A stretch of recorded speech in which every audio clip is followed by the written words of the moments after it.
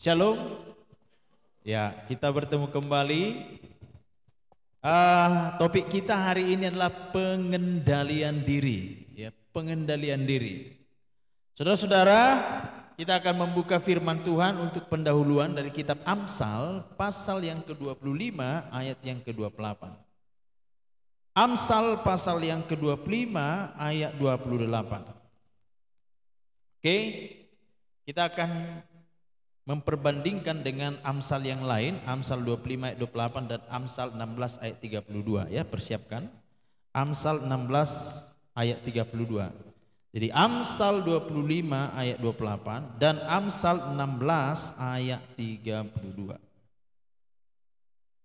Oke. Terlebih dahulu kita baca Amsal 25 ayat 28. Dua ya. Orang yang tak dapat mengendalikan diri adalah seperti kota yang roboh temboknya. Sekarang kita ganti orang itu dengan nama kita. Kita ganti ya. Dua ya. Gerhard yang tak dapat mengendalikan diri adalah seperti kota yang roboh temboknya. Sekali lagi. Gerhard yang tak dapat mengendalikan diri adalah seperti kota yang roboh temboknya. Saudara-saudara pernah berada dalam keadaan tidak bisa mengendalikan diri? Kita saja pun tak bisa mengendalikan diri kita. Apa yang terjadi?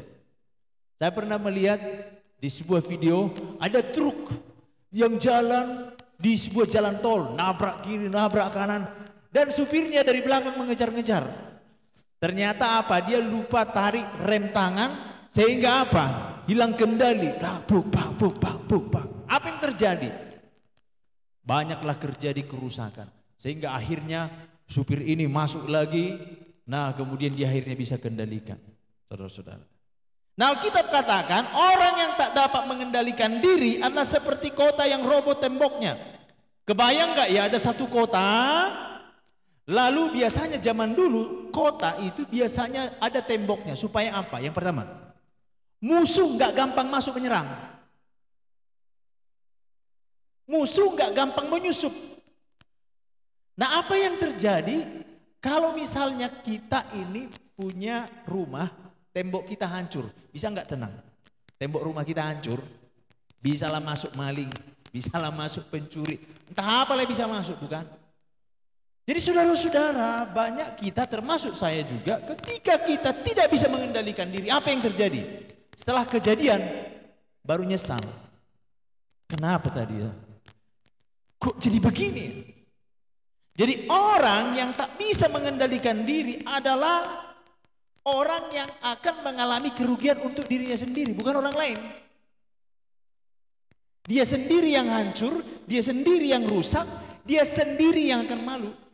Dia sendiri yang akan mengalami permasalahan di masa yang akan datang. Kasih contoh lah, mahasiswa yang berpacaran. Mahasiswa yang berpacaran tadinya biasa saja bicara-bicara di dalam kamar, lalu kemudian entah kenapa ada hantu meniup pintu, pintunya tertutup, tiba-tiba datang hujan, mati lampu. Kejadianlah tak bisa mengendalikan diri. Apa yang terjadi? Hamil di dalam perut, hamil di luar nikah. Nah, kalau itu sudah terjadi seperti ini, siapa yang rugi? Mereka sendiri. Apalagi misalnya ada orang misalnya tidak bisa mengendalikan diri, dia emosi, berkelahi, tak sadar, kayak kemarin Cak Rok yang di Jawa itu ya, gak bisa dia kendalikan diri, sudah amarah menguasai. Apa yang terjadi? Satu mati, satu lagi ke penjara. Yang rugi siapa? Yang tak bisa mengendalikan diri. Nah, betapa berbahayanya saudara-saudara kalau kita melihat di nats ini, orang yang tak dapat mengendalikan diri itu seperti roboh temboknya. Tembok-tembok kita yang tadinya bisa melindungi diri, melindungi orang-orang yang ada di dalam kita, akhirnya jadi roboh. Inilah yang tak bisa mengendalikan diri. Nah, sekarang kita bandingkan dengan orang yang bisa menguasai dirinya atau mengendalikan dirinya. Kita buka Amsal 16 ayat 32. Amsal 16 ayat 32. Kita baca sama-sama. Dua-dua ya. Orang yang sabar melebihi seorang pahlawan. Orang yang menguasai dirinya melebihi orang yang merebut kota. Kalau tadi orang yang tak bisa mengendalikan diri, orang yang tak bisa mengendalikan diri biasanya identik dengan orang yang tak sabar. Yang tak sabar, yang tak bisa mengendalikan diri, temboknya runtuh. Nah, sedangkan orang yang sabar di sini dikatakan dia melebihi pahlawan. Loh, kok dibandingkan dengan pahlawan? Pahlawan itu saudara-saudara, dia sudah berpengalaman dalam setiap medan pertempuran dan medan peperangan. Dia sudah tahu waktunya kapan nyerang, kapan waktunya dia masuk, kapan waktunya tarik, kapan waktunya bertahan. Maka disebutlah dia pahlawan. Dan pahlawan ini saudara-saudara, mereka ini orang-orang yang berani mati. Tetapi orang yang bisa mengendalikan dirinya adalah orang-orang yang melebihi pahlawan. Bisa enggak orang berani mati tapi konyol? Bisa. Ya. Lalu kemudian saudara-saudara dalam medan pertempuran itu seharusnya dia maju. Dia tidak maju, kalah dia. Seharusnya dia menahan diri, dia maju, ini bisa mati konyol. Maka Daud salah satu contohnya adalah ketika dia berperang dengan orang Filistin di Bet Ferasim itu, di tempat yang sama, musuh yang sama, waktu pertama kali dia mau berperang, dia tidak terbawa emosinya. Dia tanya sama Tuhan, Tuhan gimana? Aku serang enggak dia? Aku serang enggak mereka? Tuhan bilang apa? Serang. Lalu diserang. Terpukul kalah itu orang Filistin. Lalu kemudian beberapa waktu kemudian orang Filistin kayaknya tidak menerima kekalahan. Lalu mereka menyerang lagi. Tapi Daud dia tidak langsung menyerang orang Filistin. Dia tanya dulu Tuhan, Tuhan gimana? Ku serang enggak? Jangan. Buat gerakan melingkar. Nanti setelah kau dengar derap kaki di atas daun kertau, baru kau serang. Perhatikan, musuh yang sama, tempat yang sama, tapi dia tetap mengendalikan dirinya alias sabar. Nah, saudara-saudara yang terkasih di dalam Tuhan, jadi mengendalikan diri ini identik dengan orang yang sabar. Orang yang tak bisa mengendalikan diri inilah orang yang gampang tersulut emosi dan tidak sabar. Nah, di mana kita ini sekarang? Tahukah saudara bahwa kesabaran itu bukan karakter ya? Sabar itu bukan karakter. Itu bukan karakter. Itu adalah proses di mana dia belajar dari kesalahannya di masa lalu. Karena dia tidak sabar, akhirnya rusak. Karena dia tidak sabar, buru-buru, akhirnya hancur dan kacau. Saya kalau bertukang, itu kadang bertukang lama. Kenapa? Karena kalau cepat saya bertukang, tukangan saya itu hancur. Kalau dulu maunya bertukang seharian selesai kandang ayam. Rupanya lewat anjing jatuh. Nah, rusak. Nah rupanya apa? Saya belajar kenapa ya partukang ini, dia ini kadang nanti 1 minggu bertukang. Akhirnya saya pelajari. Dia kokoh dulu buat pondasinya, dia buat dulu, dia ukur. Nah dia ukur berapa meter segala macam, lalu bahan-bahannya dia hitung. Sehingga ketika jadi enggak sisa banyak bahan. Kalau saya bertukang sebelumnya itu banyak kali sisa bahan. Jadi mama saya bilang, lebih mahal dibeli jadi daripada kau tukangin katanya. Nah saudara-saudara apa? Nah akhirnya saya belajar, rupanya apa? Harus sabar dalam hal ini, dalam hal yang lain. Saudara-saudara, itu adalah sebuah proses. Nah kemudian mari kita melihat kasus-kasus dalam Alkitab. Orang yang tak bisa mengendalikan diri, banyak sekali contoh-contohnya. Yang pertama siapa? Kain. Waktu itu dia mempersembahkan persembahan kepada Tuhan, dia mempersembahkan hasil pertaniannya, sedangkan Habil mempersembahkan hasil peternakannya domba. Lalu kemudian persembahannya itu ditolak oleh Tuhan, sedangkan Habil diterima. Apa yang terjadi? Dia emosi. Perhatikan apa yang membuat dia diuji dalam hal kesabaran, dalam hal apa? Dia iri hati. Kenapa persembahannya diterima? Aku enggak. Tuhan peringatkan, dosa sudah mengintip ya Kain, kau harus berkuasa atasnya. Artinya apa? Dosa itu apa? Niat untuk menghabisi adiknya. Tuhan sudah peringatkan. Tapi ternyata dia tidak mendengarkan. Dia dikuasai oleh iri hatinya. Akhirnya apa yang terjadi? Dibunuhnya adiknya. Apa yang terjadi? Dampaknya sangat-sangat banyak kepada dirinya sendiri. Dia harus dihalau dari tempat yang bagus, lalu kemudian Tuhan taruh tanda di sininya, lalu dia dikejar-kejar oleh rasa takut, seumur hidupnya. Perhatikan, hanya karena masalah sepele, karena iri hati. Dia tidak bisa mengendalikan iri hatinya yang akhirnya berkembang menjadi apa? Kebencian. Kebencian tidak bisa dikendalikannya, bermutasi dia menjadi sebuah apa? Kemarahan. Kemarahan tidak bisa dikendalikannya, akhirnya apa? Bermutasi menjadi membunuh. Jadi orang yang membunuh nggak langsung membunuh. Dia berasal dari apa? Kecewa, bermutasi dia benci, bermutasi dia menjadi marah, bermutasi dia menjadi apa? Membunuh.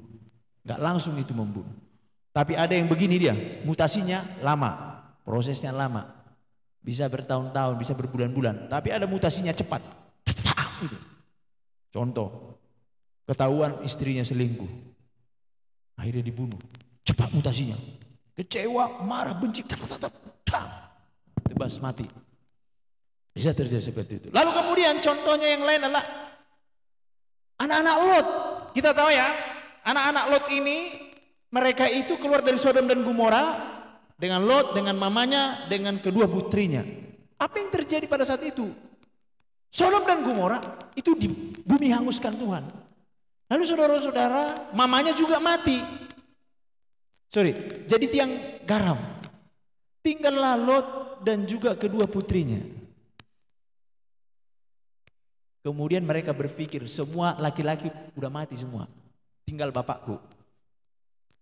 Akhirnya mereka pakai pikiran mereka bagaimana mempertahankan eksistensi manusia. Dia pikir semua manusia udah mati tuh. Akhirnya mereka dikuasai pikiran bagaimana untuk bertahan hidup. Dibuat bapaknya mabuk. Kemudian apa? Bersetubuhlah si kakak dengan si bapak. Lalu hari yang kedua bersetubuhlah si adik dengan si bapak. Itulah keturunan bangsa Moab dan bangsa Amnon. Mereka nggak bisa mengendalikan pikiran mereka mengenai eksistensi manusia. Lalu kemudian siapa lagi? Amnon dan Tamar. Kita tahu bahwa si Amnon ini adalah putrinya Raja Daud. Maaf, putranya Raja Daud dari istri A. Si Tamar ini adalah putrinya Raja Daud dari istrinya yang B. Jadi satu bapak, beda mama. Si Tamar itu begitu cantik sekali. Si Amnon tergila-gila sama adiknya. Lalu kemudian dia tanya sama kawannya, gimana ini? Aku cinta kali sama adikku itu. Lalu kawannya kasih nasihat, buatlah begini, buatlah kau pura-pura sakit. Lalu kemudian suruh adikmu itu bikin makanan. Lalu kemudian suruhlah dia menyuapi kau masuk ke kamar. Akhirnya saran itu diterima. Dia sudah dikuasai oleh hawa nafsu seks. Enggak berpikir lagi dia itu adiknya walaupun beda mama. Lalu pura-pura sakit lagi ya. Kemudian apa yang terjadi? Singkat cerita, dia diperkosa oleh abangnya. Tak bisa mengendalikan diri. Setelah terjadi, rasa bencinya melebihi rasa cintanya dari yang pertama. Sehingga dia bilang apa? Pergi kau, pergi kau, pergi kau. Dan saudara-saudara apa yang terjadi? Abangnya Absalom itu marah kepada Amnon. Dan kita lihat ke depan setelah peristiwa itu Absalom membunuh Amnon. Bukan hanya Amnon dibunuh. Amnon saja yang dibunuh pada saat itu. Dan kemudian itu membuat rasa benci kepada bapaknya. Sehingga apa yang terjadi? Di hari berikutnya si Absalom itu mengejar bapaknya dan ingin membunuh bapaknya Daud. Ngeri kan? Peristiwa yang tak bisa mengendalikan diri. Dampaknya besar sekali. Nah kemudian siapa lagi? Daud dan Batseba. Dia jalan-jalan di atas sotoh. Dia lihat cantik kali Batseba. Orang lagi berperang. Dia lagi main game online. Dia lagi santai. Apa yang terjadi? Waduh, cantik sekali. Tubuhnya, wajahnya. Suaminya lagi di medan perang. Makanya lagu la la la la la la la la la la la la haleluya. Itu bukan lagu rohani. Itu lagu ejekan bagi orang-orang yang sering mengatakan haleluya tapi dosa tetap jalan seperti Daud. Itu bukan lagu rohani itu sebenarnya, itu diciptakan. Tapi kita karena nggak ngerti bahasa Inggris, haleluya jadi tangkap. Haleluya, haleluya. Ada juga ya lagu apa itu? Oh, no, no, no, no, no, no, no, no. Haleluya. Ada juga. Siapa itu? Freddie Mercury. Ada juga masuk haleluya kan Bang ya? Ada ya Bang? Ah. Tetapi saudara-saudara bukan lagu rohani. Nah lagu yang lain lagi, Salomo. Alkitab mengatakan tidak ada seperti Salomo kebijaksanaannya sebelum dan sesudah dia. Tapi karena dia nggak bisa mengendalikan diri, dia lebih cinta kepada istrinya daripada kepada Tuhan. Dia pun akhirnya terseret menjadi orang bodoh. Walaupun akhirnya di masa tuanya di kitab pengkhotbah akhirnya dia bertobat juga ya. Semuanya sia-sia, semuanya sia-sia dia katakan. Lalu kemudian siapa lagi? Yudas Iskariot. Dia tidak bisa mengendalikan dirinya. Dia bendahara. Dia selalu pegang uang. Ya makanya hati-hati kalian yang megang bendahar, uang bendahar ya. Kalau Anda tidak gemetar berhutang, biasa berhutang, tolonglah jangan jadi bendahara. Kunci menjadi seorang bendahara salah satunya adalah apa? Enggak gampang berhutang. Kalau sempat gampang berhutang sebelum Anda jadi bendahara, ketika bendahara, nantilah aku ambil dulu, pinjam dulu 100.000 ku catat katanya kan. Lama-lama terjadilah tak terbayar. Yudas Iskariot tak bisa mengendalikan dirinya. Alkitab katakan dia sering mencuri uang kas. Akhirnya lama-lama tak bisa dia mengendalikan dirinya. Gurunya pun dijual. Dan kita lihat bagaimana nasib orang yang cinta uang. Nasib orang yang cinta uang nasibnya seperti Yudas Iskariot. Perutnya pun keluar. Hati-hati saudara-saudara. Nah lalu yang berikutnya siapa lagi? Samson. Dia memang punya kekuatan yang hebat, luar biasa. Tapi ketika melihat si Delila, lemas dia. Tembok yang besar dia bisa angkat. Bayangkan, gerbang kota bisa diangkat. Singa bisa dikoyak mulutnya. Tapi ketika melihat anak gadis si Delila, ngeliuk-liuk jalannya. Lemas dia. Tidur di pangkuan Delila. Apanya rahasiamu? Oh, tali kalau diikat di tanganku, aku akan kehilangan kekuatanku. Tiba-tiba, Samson ada musuh. Dilepaskannya. Berapa kali si Samson berkelit mau menaklukkan, mau mengalahkan Delila? Enggak bisa. Tahukah kalian yang bisa menaklukkan laki-laki hanya perempuan? Lalu si Delila, Alkitab mencatat, Delila merengek-rengek. Kau enggak cinta sama aku, perempuan kan gitu kan? Enggak cinta kau sama aku, cinta aku Delila, sayangku, hasianku, enggak cinta kau, kenapa kau bohongnya aku? Gombal, bohong kan gitu kan? Aduh, gitu kan? Padahal Tuhan udah bilang jangan kau kasih tahu. Gitu, merengek-rengek, udahlah pergilah, cari yang lain. Gitu. Padahal si Delila bukan cinta sama Samson, tapi cinta uang, dibayarin dia. Dan singkat cerita, jatuhlah si Samson di pangkuan Delila, dipegang-peganglah kepalanya. Laki-laki kalau sudah jatuh di pangkuan wanita, Anda sudah bisa menguasainya. Dikasih tahulah, rambutku tak pernah dipotong. Dan singkat cerita Alkitab katakan, dia kehilangan matanya. Kenapa dia harus kehilangan matanya? Karena matanya ini lagi buat dia wow Delila, hilang matanya. Maka hati-hati yang laki-laki, kalau kau mengawini seorang perempuan karena keinginan mata pencaharianmu pun habislah. Beli make upnya, ya kan? Antarkan dia di sana, ulang tahunnya, beli bonekanya, ya kan? Beli sepatunya lah, ya kan? Kau carilah yang perempuan itu biasa-biasa saja, enggak capek kau, ya kan? Ya itu. Nah, saudara-saudara, lalu mengapa orang tidak dapat mengendalikan dirinya atau menguasai dirinya? Kita tahu tadi Samson tegapnya dia, secara fisik oke dia. Salomo secara bijaksana luar biasa. Kitab Amsal dia banyak tulis. Nah, apa yang membuat dia? Kenapa dia berada seperti saat itu? Mari kita lihat di dalam 1 Petrus 1 ayat 14. 1 Petrus pasal 1 ayat ke-14. Kita baca sama-sama. 1 Petrus 1 ayat 14. Kita baca sama-sama, 2 ya.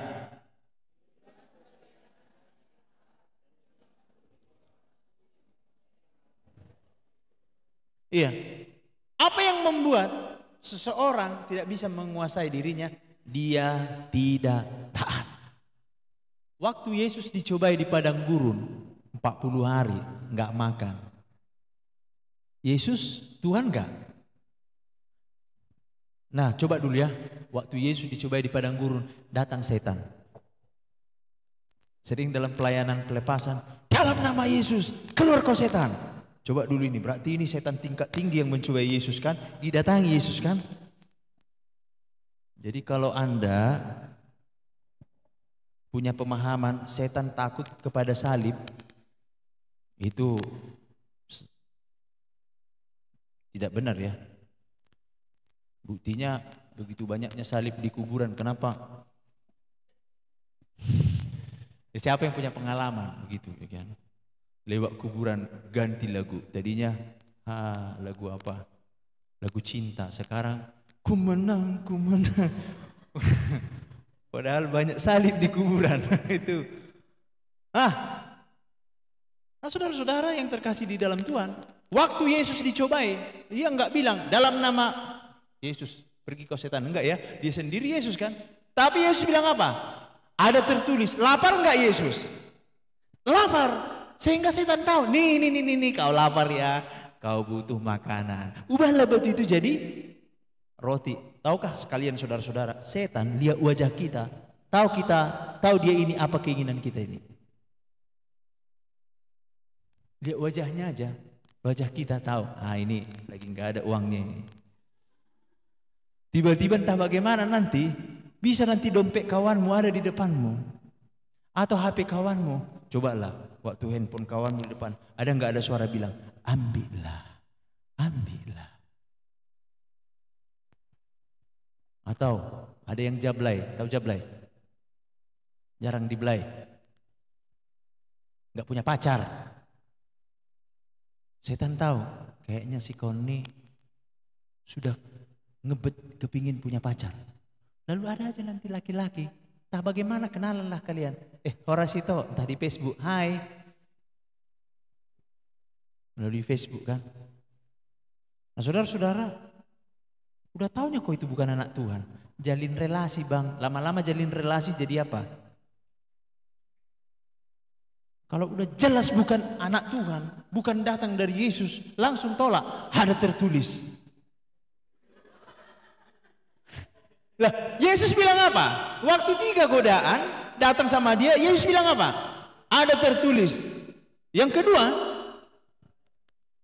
ada tertulis. Yang ketiga, ada tertulis. Setan waktu pertama kali dia nggak bilang ada tertulis. Yesus bilang ada tertulis. Tapi waktu cobaan yang kedua, ada tertulis kata setan. Setan pun bisa pakai ada tertulis. Tahu juga dia firman Tuhan. Tapi Yesus lebih taat kepada siapa? Dia lebih taat kepada perutnya, kepada keinginannya. Kan Yesus punya keinginan itu. Dia kan manusia. 40 hari nggak makan. Apa yang dibutuhkan? Handphone. Pacar. Apa yang dibutuhkan kalau sudah 40 hari nggak makan? Makanan. Maka setan datang sebagai juru selamat. Kasih makanan dia. Apa yang dibutuhkan seorang wanita yang sudah berumur 30 tahun? Belum punya pacar. Apa? Calon suami kan? Mana ini calon suami ini? Mana ini? Sehingga datanglah setan-setan dalam bentuk lain. Adalah ku kenal maunya kau. Ada kelapa sawitnya. Kau adalah ku kenalkan sama mamamu. Penes dia. Adalah ku kenalkan samamu. Memang agak ada kurang-kurangnya. Tapi bapaknya kaya, anak tunggal. Gimana? Kan kita ini kan kepingin membahagiakan orang tua kan? Adalah di sana Buddha dia. tokonya 4, Fortunernya 2. Wih, nanti kalau kau kawin sama dia bahagialah kau. Dia udah tua. Ini. Coba. Ketika godaan datang, kita lebih sering ketika kita sudah dikuasai emosi, kita lebih sering dikuasai otak dan apa? Perasaan. Nah, ini yang membuat rusak. Adam, sering sekali saya katakan, Adam dikuasai oleh apa? Hawa. Kenapa? Karena dia terlalu cinta sama si Hawa. Si Hawa dikuasai oleh keinginannya untuk sama seperti Allah. Akhirnya sama-sama menjadi bodoh dua-dua. Menjadi bodoh. Nah, yang pertama, kenapa orang tidak bisa menguasai dirinya? Karena tidak taat kepada firman Tuhan. Alkitab katakan di sini, hiduplah sebagai anak-anak yang tak taat. Sudah tahu kita itu salah, tapi kita kerjakan. Karena apa? Karena kita lebih taat kepada perasaan kita daripada kepada firman Tuhan. Firman Tuhan udah bicaranya itu. Sebelum kita melakukan sesuatu, ketika kita sudah mulai hilang kendali, firman Tuhan udah ngomong, tetapi kita lebih taat kepada emosi kita, perasaan kita daripada firman Tuhan. Cobalah, termasuk saya. Waktu saya marah kepada anak saya, sebenarnya firman Tuhan katakan apa? Kasih itu sabar. Tapi karena udah sampai di ubun-ubun, tanyalah dia.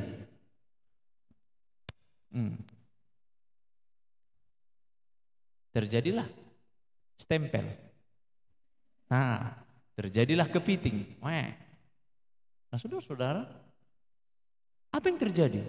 Saya yang rugi. Rasa bersalah. Kenapa lah tadi aku harus marah sama anakku itu? Nggak tahu aku dia. Cemana bang? Waktu melawan papa gimana? Ada rasa bersalah bang? Nah, ini dia. Lalu yang berikutnya, di ayat yang ke-14, 14b dikatakan apa? Kenapa orang tidak bisa mengendalikan dirinya? Dituruti hawa nafsu.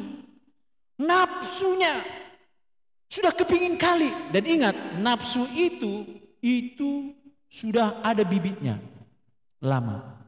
Cuman masih berkecambah dia. Udah masuk bijinya, berkecambahlah dia. Lama-lama. Nafsu itu berasal dari keinginan.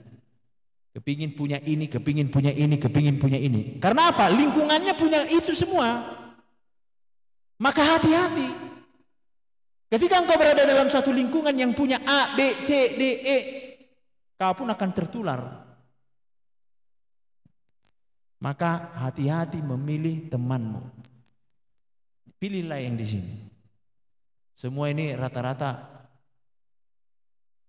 jalan kakinya kan? Ya kan? Ada juga yang naik Grab, nggak apa-apa lah. Nah, saudara-saudara yang terkasih dalam Tuhan. Yang kedua, apa yang membuat kita tidak bisa mengendalikan diri?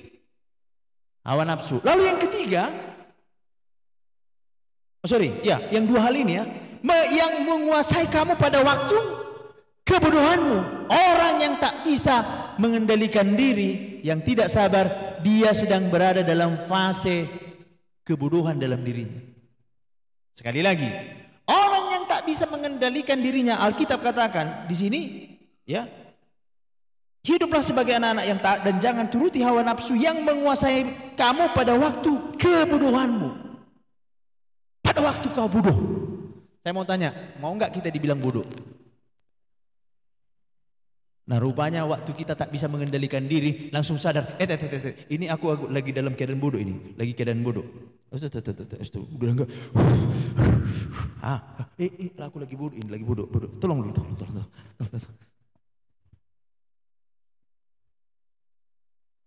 Saudara-saudara. Maka perhatikan, orang yang tak bisa mengendalikan di dalam peristiwa yang saya sebutkan tadi, orang-orang itu dalam keadaan apa mereka? Tapi mereka nggak sadar itu. Waktu kita baca kisah Adam, waktu kita baca kisah anak-anak Lot, waktu kita baca kisah Amnon dan Tamor, waktu kita baca Daud dan Betseba, Salomo, Yudas Iskariot, Samson, Sarah, kita yang sedang normal bilang apa? Iya, kok bodoh kali lah si Samson ini. Kok mau? Kok bodoh kali lah Salomo ini. Kita bilang bodoh. Kok bodoh kali lah si Kain itu. Apa sih Ya udah, ya hari berikutnya dia kasih lagi persembahan. Kita akan bilang begitu, tapi mereka nggak tahu bahwa mereka sedang dalam keadaan bodoh. Maka waktu kita berada dalam situasi tanda kutip saudara-saudara sudah mengarah ini, ingatlah Kristus. Panggil dia, tolong Tuhan, tolong Tuhan. Karena ada roh yang bekerja di udara ini. Ketika kita dikuasai, sudah ada pikiran marah, itu roh pembunuh bersiliweran di atas kepala kita itu. Digeseklah kita. Ketika sudah ada niat berzina, digeseklah kita roh berzina. Ketika kita sudah mempunyai keinginan untuk memiliki sesuatu, roh pencuri itu digeseklah kita berterbangan di samping kita. Karena begini, kalau orang lagi marah, yang datang bukan roh pembohong, tapi roh kemarahan. Begitu ya. Begitu cara apanya, prinsipnya. Nah, lalu kemudian saudara-saudara, bagaimana agar kita dapat mengendalikan diri dan lebih sabar? Sekarang kuncinya kan itu pertanyaannya. Apa yang membuat kita, apa yang harus kulakukan supaya aku bisa mengendalikan diri? Mari kita buka 1 Korintus pasal yang ke-9. 1 Korintus pasal yang ke-9, kita baca.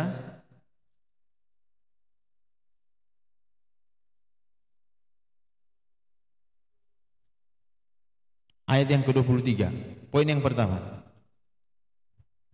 22, ya, segala sesuatu ini aku lakukan karena Injil supaya aku mendapat bagian di dalamnya. Yang pertama, melakukan segala sesuatu karena Injil, karena Yesus. Kitab apa itu ya? Saya lupa. Yang mengatakan begini, apapun yang kamu lakukan dan katakan, lakukanlah itu seperti untuk Tuhan dan bukan untuk manusia. Coba kalau kamu pun marahlah karena kau lakukan itu untuk Tuhan. Marahlah. Yesus pernah melakukan itu? Dia marah, seolah-olah dia seperti nggak bisa mengendalikan dirinya kan? Diambilnya itu tali, dicambungnya semua. Tapi dia marah karena apa? Ini udah nggak benar. Dia ini udah nggak benar lagi nih. Nah ini salah satu contohnya nih. Nah, dia nggak bisa. Yesus marah karena apa? Karena ini udah berjualan. Bisa marah? Bisa marah. Nah sering sekali kita tidak bisa mengendalikan diri karena ini berhubungan dengan keegoan kita. Keegoan kita. Aku ingin diakui, aku ingin melampiaskan selama ini. Aku ingin, tidak ada di situ kehendak Tuhan. Sekali lagi, tidak ada di situ kehendak Tuhan. Maka sekarang pertanyaannya adalah, apakah aku menahan diri karena Tuhan atau aku bertindak karena Tuhan? Di situ aja. Perhatikan yang pertama. Aku melakukan ini karena Injil. Itu poin yang pertama. Kalau aku pun misalnya tidak membeli sesuatu padahal aku mampu, kan ada orang tak mampu pun dia dibelinya, dipaksakannya. Ada istilahnya itu, asal gaya gitu, apanya itu istilahnya itu. Ada istilahnya itu. Kemarin aku bertemu dengan seorang yang kerjanya dia kerja di showroom, dia sering narik mobil yang jatuh tempo. Nah kebanyakan orang yang nyicil mobil itu adalah orang-orang yang tidak memperhitungkan bagaimana nanti mencicil. Pokoknya gaya, pokoknya naik mobil cicilan nomor 2. Akhirnya apa yang terjadi? 2 tahun udah dibayar, dicicil, ya kan? Gak sanggup lagi, nangis-nangislah ketika ditarik. Itu apa yang membuat itu? Kenapa dia beli mobil? Karena Tuhan atau karena gaya? Tapi ada orang mampunya dia beli mobil, tetapi atau karena dia beli mobil karena mobilnya udah rusak, harus masuk bengkel, keluar bengkel, atau dia beli mobil untuk mendukung pekerjaannya, pelayanannya. Yang mana itu? Nah yang kedua, bagaimana agar kita dapat mengendalikan diri? Yang kedua, di ayat 24 sampai 25 kita baca bersama-sama. 2 ayat 24. Tidak tahukah kamu bahwa dalam gelanggang pertandingan semua peserta turut berlari, tetapi bahwa hanya satu orang saja yang mendapat hadiah? Karena itu larilah begitu rupa sehingga kamu memperolehnya. Yang kedua, mengambil bagian dalam pertandingan. Kadang ada orang nggak tahu apa tujuan hidupnya. Coba dulu cek dulu, buat dulu satu kalimat di dalam hatimu. Kalau kutanya apa tujuan hidupmu, jangan lebih 4 kalimat. Apalah tujuan hidupmu? Tujuan hidup itu namanya 7. 1. Nggak boleh 5, nggak boleh 4. Harus 1 tujuan hidupmu. Saudara-saudara, sebagai anak-anak Tuhan, tujuan kita, hidup kita hanya 1, kerajaan Allah. Karena apa? Kita sekarang dalam proses ke sana, kerajaan Allah itu. Maka semua hal-hal di dalam hidup kita harus mendukung yang ke sana tuh. Kalau enggak mendukung ke sana, abaikan. Godaan ada, mau jatuh bisa. Tapi langsung sadar, ini enggak benar ini. Tetapkan dulu tujuanmu apa? Kerajaan Allah, titik. Enggak ada yang lain. Maka ketika berada di dalam situasi apapun, kau paham, aku ini sedang bertanding. Orang yang bertanding, mereka harus menguasai diri. Ini kan musim bola ini kan. Tahukah saudara-saudara, orang yang sedang berada dalam pertandingan, mereka itu melatih dirinya untuk menahan, melakukan sesuatu, dan bertindak melakukan sesuatu. Maka ketika mereka melanggar itu, apa yang terjadi? Mereka tidak fit dalam pertandingan. Saudara-saudara, tahukah saudara-saudara bahwa saudara ini sedang bertanding? Sedang bertanding ini. Di dalam pertandingan ada syaratnya. Ini lakukan, ini. Seorang misalnya pelari, kalau dia mau masuk pertandingan, apakah itu lari jarak pendek, menengah, maraton, itu beda pertandingannya. Mana yang lebih hebat? Pelari jarak menengah, pendek, atau maraton? Biasanya maraton itu kan panjang. Tetapi saudara, nggak gampang. Bahkan saya pernah lihat pelari maraton sudah mendekati garis finish, dia harus merangkak. Nah, sekarang pertanyaannya adalah apa? Sekarang kalian kan masih muda nih. Kira-kira apa pertandingan seorang anak muda di dalam perjalanan hidupnya sekarang ini? Kalau seperti kalian lah, apa pertandingan kalian? Pertandingan kalian apa? Yang pertama, apakah kalian sudah bekerja? Saya tidak tahu. Yang kuliah, apa pertandinganmu? Pertandinganmu adalah mempersiapkan dirimu, memperlengkapi dirimu supaya ketika kau bekerja, kamu memenuhi kriteria yang bagus, pintar bahasa Inggris dan lain sebagainya. Lalu yang berikutnya, saudara-saudara, apa pertandinganmu? Melawan godaan. Akan ada banyak godaan. Apakah kau manfaatkan waktu kuliah ini untuk urusan asrama atau asmara? Tahu? Saya mau tanya dulu, waktu engkau masih muda, waktumu habis untuk urusan asrama atau asmara? Kalau urusan asmara, tiada hari tanpa bunga plastiknya semua itu. Iya. Saya pernah itu diundang khotbah di suatu tempat, teleponanlah dia. Maaf ya, agak lebay aku ya. Pas di depanku, tahu dia aku pembicara. Dia main catur sama pacarnya. Halo, ada apa? Sayang di mana? Aku lagi di perpustakaan. Iya, nggak bisa aku ikut. Ya janganlah, nggak adil. Dispekerkan pula.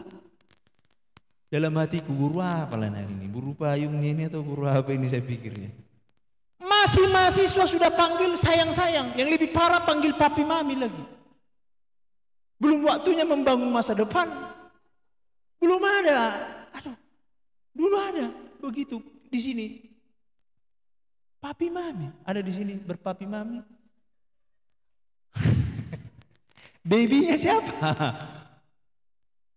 Masa seperti kalian itu harus lebih banyak urusan asrama.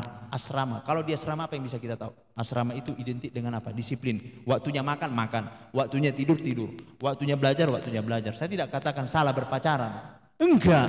Tapi janganlah berpacaran mulai dari pagi sampai malam, lengket terus kayak perangko. Survei membuktikan. Nah, survei membuktikan orang yang lama berpacaran ketika di kampus, apalagi sudah sampai ke tahap hubungan suami istri, jarang yang jadi. Jarang. Karena apa? Sudah boros. Sudah habis kepake. Jadi tukang cuci, tukang gosok, tukang kusut. Saya dulu anak teknik, ngerti gitu. Jadi budak, kasihan sekali perempuan itu.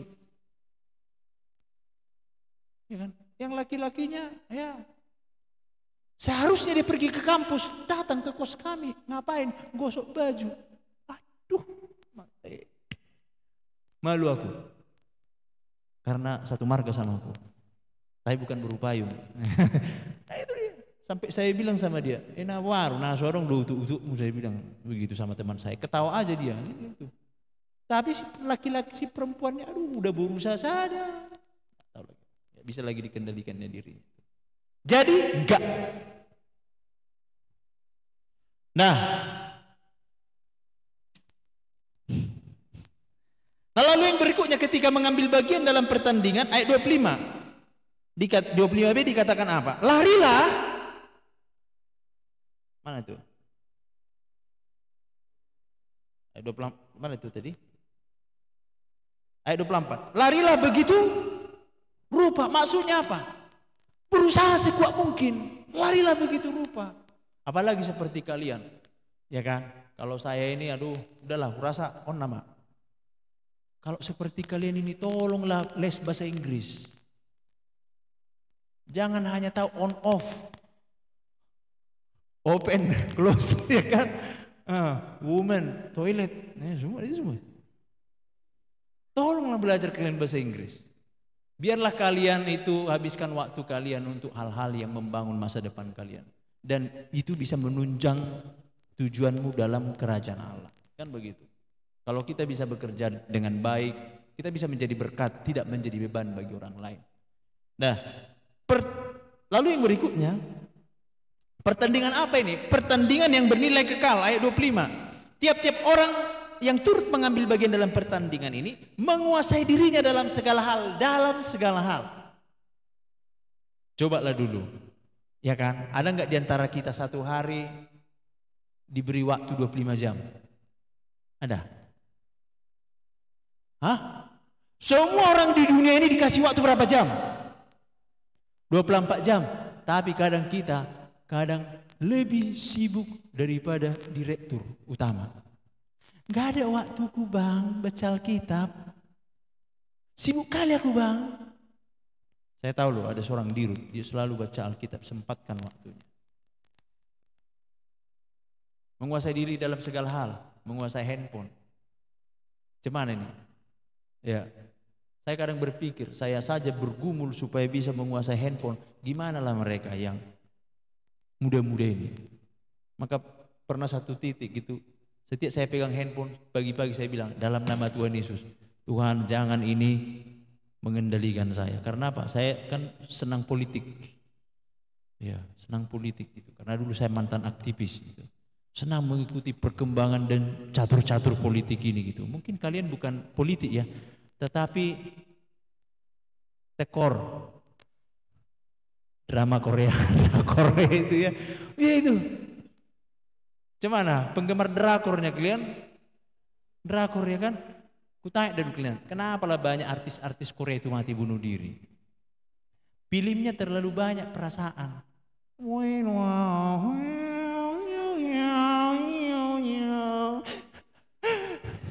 Datanglah kalian di ngeri kali sedihnya itu kan. Kalau laki-laki gak bisa menguasai diri dalam hal apa? Bola, game online. Game online. Di USU ada dulu mati. Mati karena apa? Main game. 3 hari 3 malam gak makan. Kurasa dia mau mengikut Yesus 40 hari 40 malam gak makan ke dia. Yesus berpuasa 40 hari 40 40 malam nggak makan, itu untuk pekerjaan Tuhan. Tapi ini 3 hari 3 malam berjudi, ini kadang, apalagi mahasiswa yang tak bertobat ya kan, bisa sunyi senyap. Di mana semua kawan-kawan gitu? Terkunci semua kamar. Rupanya, woi ngapain ya kau? Baca buku.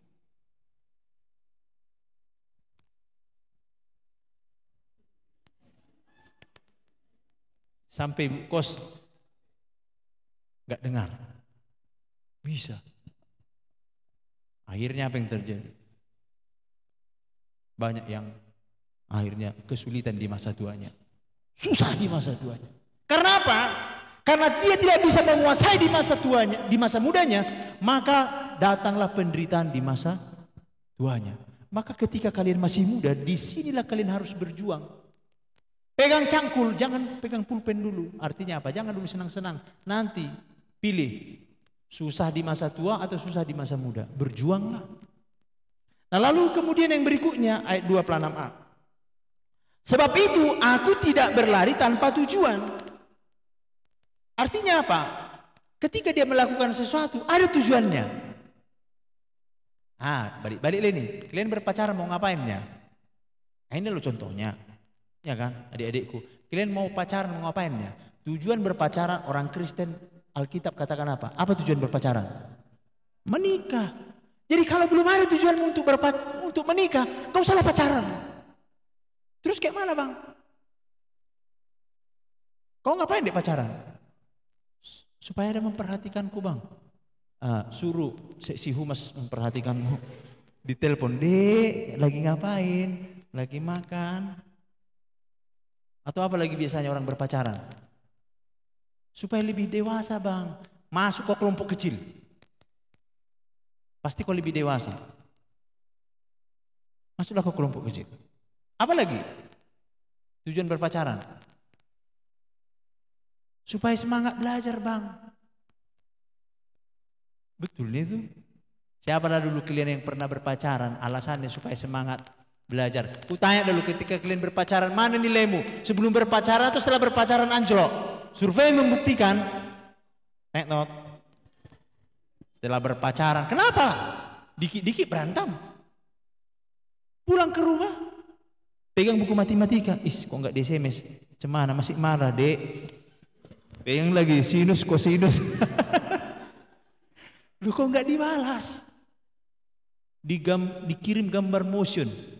Apanya maksudnya ini? Konsentrasi iya kalau jadi. Ini kebanyakan nggak jadi. 1 STM pula ini kan. Setelah menikah. Nah ini CLBK lah, cinta lama bersemi kembali. Nah memiliki tujuan. Lalu yang berikutnya tidak sembarangan memukul. Ayat 26b. Orang yang menguasai dirinya, dia nggak asal tembak. Maka saudara-saudara, Anda tahu sniper? Anda tahu sniper? Tahu ya? Sniper itu 1 peluru efektif. Tetapi ketika menembak, sabar dia. Terus dilihatnya kecepatan angin, berapa knot. Selesai. Tapi seandainya lah ada tentara. Udah.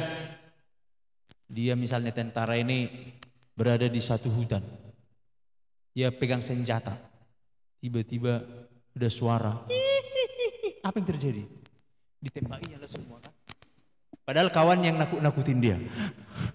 Efektif gak? Gak bisa lagi dikuasai dirinya. Ditembakin. Berhamburan itu senjatanya. Makanya saudara-saudara kalau bawa mobil, kalau Anda nggak bisa menguasai diri, hati-hati. Anda kira rem, rupanya gas, masuk jurang. Harus tenang, tenang dalam keadaan apapun. Dalam misalnya bawa mobil, tiba-tiba ada truk yang besar, pop. Gak bisa kuasai dirinya. Lalu yang terakhir, yang ketiga. Di ayat 27. Tetapi aku melatih tubuhku dan menguasainya seluruhnya supaya sesudah aku memberitakan Injil kepada orang lain, jangan aku sendiri ditolak. Nah, apakah kita sudah tahu di mana kelemahan kita? Di mana biasanya kelemahan kita? Ada orang kelemahannya di sini. Ngomong dulu baru mikir. Setelah keluar, kok ngomong tadi aku gitu ya? Ada kelemahannya di sini. Sehingga dia pun gampang emosi. Apa yang dalam hatinya dikeluarkannya aja. Nggak tahu dia dampaknya bagaimana. Pokoknya puas aku katanya. Tapi ada juga kelemahannya di sini. Dia nggak banyak ngomong, tapi setiap lihat ada baju baru, beli. Ada kelemahannya di sini. Bal baru, live misalnya. Kelemahannya di sini. Terus setelah dibeli sekali aja yang dipakai, tapi numpuk di situ. Nah, pahami kelemahan, pahami di mana kekurangan. Kalau kelemahanmu di mata, kalau boleh jalan pakai kacamata kuda aja lah. Maksud saya ketika ada sesuatu yang indah, kan ada kadang itu dibuat itu kan, penjual-penjual itu jangan lihat ke samping. Apa yang terjadi? Penasaran kita kan? Aku pun kadang kena prank begitu. Jadi kalau ada jangan lihat ke samping, iya enggak ku tengok. Nah, direbus kau. Dalam hatiku, apa tadi itu ya gitu ya. Makin dilarang, makin dikerjakan. Itulah manusia itu. Melatih tubuhnya. Lalu kemudian kaki. Bisa karena kaki habis uang. Kenapa? Jalan ke sana. Yuk gerak yuk. Gerak yuk. Itulah istilah kami. Gerak yuk. Setiap gerak berapa? 20.000, 50.000. Ya kan? Yuk cuci mata. Ya pergilah ke kamar mandi kalau cuciin mata. Jangan kemudian mau cuci mata. Ambil sabun itu masukkan situ. Apa lagi? Apa lagi? Istilah-istilah yang akhirnya bisa kita nggak mengendalikan diri. Game online. Kalau sudah pegang game online, masuklah kemana? Pinjaman online. Kalau sudah masuk pinjaman online, apalah yang terjadi? Mudah-mudahan nggak mati online. Karena banyak orang yang mati online kan, banyak utangnya, online dia bunuh diri. Teman-teman, saya melakukan banyak kesalahan. Iya kan, itu kan mati online itu. Ampuni saya, maafkan. 3. Ya, terima kasih buat orang-orang yang sudah mendukung saya. Jangan mati bunuh diri. Baca sempat juga itu, baca komen. Jangan. Kan banyak itu yang live bunuh diri kan. Dia nggak bisa lagi mengendalikan diri. Nah, kiranya 3 hal ini bisa kita pegang ya. Yang pertama menjadi anak-anak yang taat kepada firman Tuhan. Lebih taat kepada firman Tuhan daripada perasaan dan pikiran emosi. Yang kedua, lakukan segala sesuatu karena Injil ya. Lalu kemudian latih tubuh kita. Ketika engkau tahu kelemahanmu, disitulah kekuatanmu. Sekali lagi ya, orang yang tahu kelemahannya dan mau mengalahkan kelemahannya, disitulah kekuatannya. Kekuatan kita tidak terletak kepada kekuatan kita ya. Sekali lagi, kekuatanmu tidak terletak pada kekuatanmu, tetapi kekuatanmu terletak ketika kau tahu kelemahanmu. Pernah dengar kisah kuda Troya? Ada satu negara, satu bangsa itu ditembok dengan tembok yang sangat keras sekali. Lalu kemudian Sparta ya atau siapa itu? Sparta atau siapa? Pokoknya kisahnya itu. Kemudian bangsa ini berpikir, kayak mana kita mau menyerang itu ya? Nah rupanya mereka sabar, diteliti kota itu. Begitu kuat, nggak bisa kita tembus ini. Kalau dari luar nggak bisa. Dari mana? Harus dari dalam. Lalu kemudian mereka teliti lagi, sabar mereka.